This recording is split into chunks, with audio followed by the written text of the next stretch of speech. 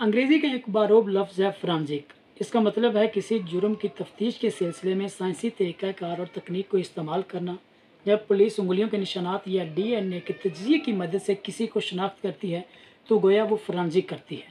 عدالتوں میں فرانزک کے نتیجے میں حاصل ہونے والے ثبوتوں کو ناقابل تردید تصور کیا جاتا ہے، اور شاید ایسا ہی ہونا چاہیے، مگر دلچسپ بات یہ ہے کہ فرانزک جیسے ٹھوس سائنسی عمل میں بھی غلطی کا احتمال رہتا ہے۔ مثلاً جب موقع واردات سے انگلیوں کے نشانات حاصل کیے جاتے ہیں اور انہیں مشتبہ شخص کی انگلیوں کے نشانوں سے ملایا جاتا ہے، تو نہ صرف یہ کہ کبھی کبھار ماہرین کی رائے آپس میں نہیں ملتی، بلکہ اگر ان ماہرین کو ایک ہی شخص کی انگلیوں کے نشانات مختلف اوقات میں دکھائے جائیں تو اس امر کا بھی قوی امکان ہے کہ یہ متضاد رائے دیں گے۔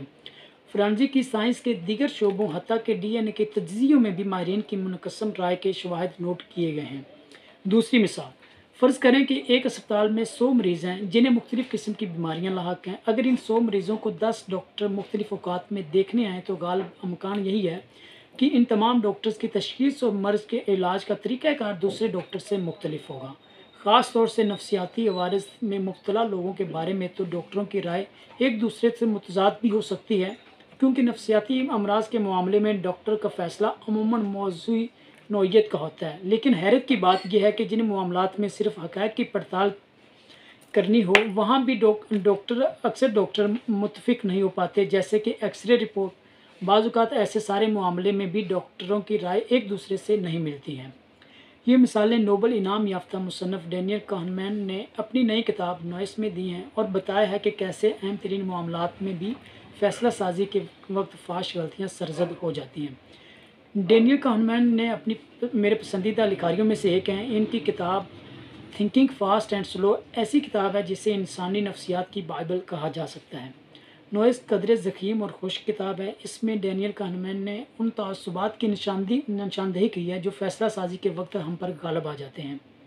پڑھے لکھے اور دانش مند افراد بھی اس سے مبرا نہیں، بلکہ ایسے افراد کی غلطیاں زیادہ خطرناک ہوتی ہیں، کیونکہ انہیں اندازہ ہی نہیں ہو پاتا کہ وہ فیصلہ سازی میں کن عوامل کو نظر انداز کر رہے ہیں اور کن عوامل سے متاثر ہو رہے ہیں۔ ان عوامل کو کہنمین نے نوئس یعنی شور کا نام دیا ہے۔ کہنمین کا کہنا ہے کہ انسانی فیصلے اس شور کے زیر اثر ہوتے ہیں۔ اگر ہم درست فیصلے کرنا چاہتے ہیں تو ہمیں اس شور سے جان چھڑانی ہوگی۔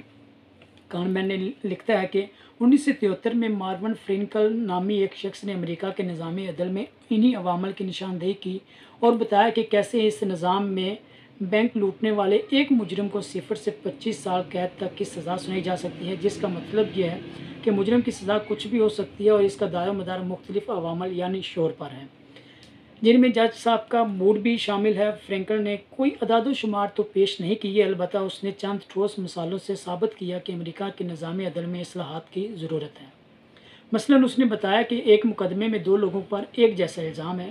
انہوں نے $58 اور $35 کے جعلی چیک کیش کروائے تھے۔ دونوں کا کوئی مجرمانہ ریکارڈ نہیں تھا۔ ایک شخص کو 15 سال کی قید کی سزا ہوئی جبکہ دوسرے کو صرف 30 دن۔ فرینکل نے اس مسئلے کا حل بھی تجویز کیا اور بتایا کہ اس نوعیت کے مقدمات میں جج صاحبان کی ثوابدید ختم کر کے ایک چیک لسٹ بنا دینی چاہیے جس کے مطابق وہ سزا کا تعین کریں۔ فرینکل نے ایک بہت دلچسپ تحقیق بھی کی۔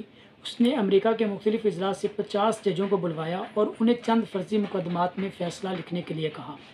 اس تحقیق کا نتیجہ یہ سامنے آیا کہ کسی ایک جج کی رائے دوسرے سے نہیں ملتی۔ کسی جج نے ہیروئن کے کاروبار میں ملوث شخص کو 1 سال قید کی سزا سنائی تو کسی نے 10 سال، کسی نے بینک لوٹنے کی سزا 5 سال سنائی تو کسی نے 18 سال۔ فرینکل کی ان تحقیقات کے نتیجے میں بالآخر امریکہ میں ایک کمیشن بنایا گیا جس نے ججوں کے لیے کچھ رہنما اصول طے کر دیے۔ یہ اصول 10,000 مقدمات کی چھان بین کے بعد طے کیے گئے۔ ان اصولوں کے تحت ججوں کو ایک قسم کے گریڈنگ سسٹم کا پابند کیا گیا جس کے مطابق انہیں جرم کی سنگینی اور مجرم کا ماضی کا ریکارڈ دیکھ کے نمبر لگانے تھے اور پھر اس کے اندر رہتے ہوئے سزا سنانی تھی۔ دلچسپ بات یہ ہے کہ کمیشن نے ان رہنما اصولوں کو لاگو کرنے کے بعد ایک تحقیق بھی کی جس سے پتہ چلتا ہے کہ ان اصولوں کے تحت مختلف نوعیت کے جرائم میں سزا پانے والے مجرموں کی سزاؤں میں تفاوت خاصا گھٹ گیا ہے، جو ان اصولوں کے لاگو ہونے سے پہلے کہیں زیادہ تھا۔ تاہم پھر اس کمیشن کے بنائے ہوئے اصولوں پر تنقید شروع ہو گئی۔ زیادہ تر تنقید جج صاحبان کی جانب سے کی گئی جن کا اعتراض یہ تھا کہ ہر مقدمے کی نوعیت دوسرے سے مختلف ہوتی ہے۔ اس قسم کے اعتراضات کی بنیاد پر کمیشن کے بنائے ہوئے اصولوں کو چیلنج کیا گیا اور بالآخر 2005 میں امریکی سپریم کورٹ نے تکنیکی بنیادوں پر ان اصولوں کو ختم کر کے ان کی حیثیت صرف مشاورتی کر دی۔ بعد ازاں جب امریکی ججوں سے ایک سروے کے ذریعے پوچھا گیا تو 75% نے سکھ کا سانس لیا کہ وہ اب ان اصولوں کے پابند نہیں رہے۔ ڈینیل کانمین کی یہ کتاب ہر اس شخص کو پڑھنی چاہیے جو اہم نوعیت کی فیصلہ سازی کا اختیار رکھتا ہے۔ یہ ممکن ہی نہیں کہ اس کتاب کو پڑھنے کے بعد آپ کے سوچنے کا انداز تبدیل نہ ہو، اور اگر ایسا نہ ہوا تو پھر آپ کو مزید کوئی کتاب پڑھنے کی ضرورت نہیں، پھر آپ ٹک ٹاک بنائیں اور عیش کریں۔